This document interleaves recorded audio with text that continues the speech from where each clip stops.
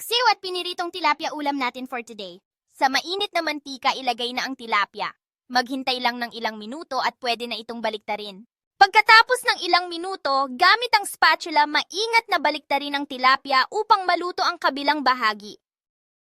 At pwede na natin itong ilagay sa plato at ihain. Pagkatapos tayong maghanda, sabay-sabay na tayong kakain at mag-enjoy ng masarap na pagkain.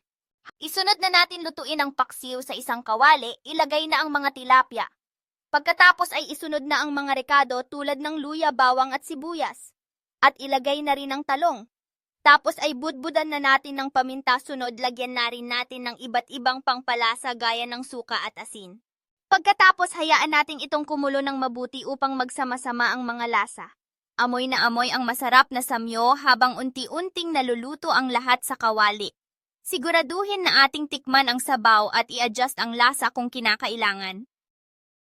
Mga kaalagad, pansamantalang naudlot ang ating pagluluto ng paksiw dahil naubos na pala ang ating panggatong.